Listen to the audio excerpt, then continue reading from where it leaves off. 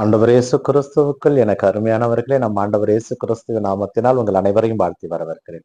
பிரியமானவர்களே, பொது காலத்தினுடைய 15வது வாரத்தில் வருகின்ற வியாழக்கிழமை நாம் இருக்கிறோம். இன்றைய வாசக சிந்தனையாக நமக்கு கொடுக்கப்பட்டிருப்பது முதல் வாசகமாக விடுதலை பயண நூலிலிருந்தும், நற்செய்தி வாசகமா மத்திய நற்செய்தியிலிருந்து நற்செய்தியில் கொடுக்கப்பட்டிருக்கிறது.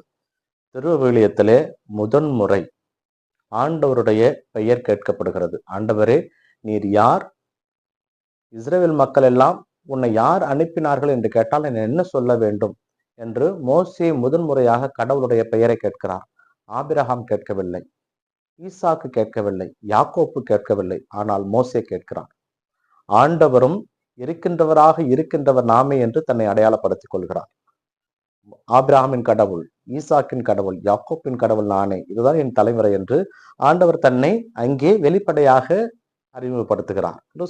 பிரியமானவர்களே, கடவுள் தன்னை வெளிப்படுத்துவது நாம் அவரை அறிந்து கொள்ள வேண்டும் என்பதற்காக நம்மையே நாம் வெளிப்படுத்த வேண்டும். நாம் யார் என்பது பல வேளையில் பலருக்கு தெரியாமல் மூடி மறைத்திருப்போம். ஏனென்றால் நாம் வாழ்ந்து கொண்டிருப்பது ஒரு வாழ்வாக இருக்கலாம், நமக்கு மறைக்கப்பட்ட ஒரு வாழ்வு இருக்கிறது. அந்த வாழ்வை கடவுள் பார்த்து கொண்டிருப்பார். அதனால் முடிந்தவரை எல்லாரோடும் இணக்கமாக இருக்க நாம் அழைக்கப்படுகிறோம். ஏனென்றால் நம் ஆண்டவர் மக்களுடைய கண்ணீரையும் அவருடைய அவல குரலையும் கேட்டுதான் மோசேவை அங்கே அனுப்புகிறார். நம்முடைய கண்ணீரையும் கடவுள் பார்த்து கொண்டிருக்கிறார், நம்முடைய வேதனைகளையும் அவர் பார்த்து கொண்டிருக்கிறார். நம்முடைய கண்ணீரும் நம்முடைய வேதனையும் கடவுளுக்கு உகந்ததாக இருந்தால் அதிலிருந்து நம்மை மிகவும் எளிதாக அவர் மீட்டு விடுவார். அதனால் உண்மையான மக்களாக கடவுளுக்கு வாழ முயற்சி செய்வோம். இன்றைய காலகட்டத்திலே நாம் கடவுளுக்கும் உண்மையாக இருப்பதில்லை, நமக்கும் உண்மையாக இருப்பதில்லை, மற்றவர்களுக்கும் நாம் உண்மையாக இருப்பது கிடையாது. இது சாத்தானுடைய வாழ்வுக்கு சமமானது. நாம் சாத்தானுடைய பிள்ளையாக வாழ்ந்து கொண்டிருக்கிறோம் என்பதற்கு இது ஒரு அடையாளம்.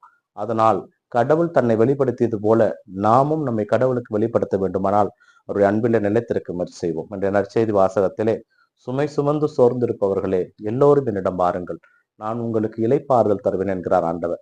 நம் வாழ்விலே பலவிதமான சுமைகள் நம்மிடம் இருக்கும். சிலருக்கு நோய் என்ற சுமை, சிலருக்கு கடன் என்ற சுமை, சிலருக்கு சொந்தங்கள் என்ற சுமை, சிலருக்கு பிள்ளைகள் இல்லை என்ற சுமை, சிலருக்கு நினைத்த காரியம் நடப்பதில்லை என்ற சுமை, சிலருக்கு ஒரு பொய்யை சொல்லிவிட்டு அது எப்படி தப்பிக்கலாம் என்று சுமை. ஏதோ ஒரு வகையில் ஒரு சுமை நம்மை ஆழ்த்தி கொண்டே இருக்கும். இந்த சுமை எல்லாம் நாம் கடவுளிடம் கொண்டு வந்து அவருடைய பாதத்திலே வைக்க கடமைப்பட்டிருக்கிறோம். அது நல்லதா தீயதா அதை கடவுள் பார்த்து கொள்வார். நம் மனதிலே இருக்கின்ற சுமைகளை கடவுளிடம் இறக்கி வைப்போம். ஏனென்றால் இன்றைய காலகட்டத்திலே பலர் பல சுமைகளை தங்களுடைய வாழ்விலே ஏற்றுக்கொண்டு அலைந்து தெரிந்து என்ன செய்வது என்று தெரியாமல் தெரிந்து கொண்டிருக்கிறார்கள். அவர்கள் அனைவரையும் கடவுள் அன்போடு அழைக்கிறார். அவரிடம் வருவோம், நமது சுமையை அவரிடம் கொடுப்போம். அவர் அதை பெற்றுக்கொண்டு நமக்கு ஆசீர்வாதம் காத்துக்கொண்டு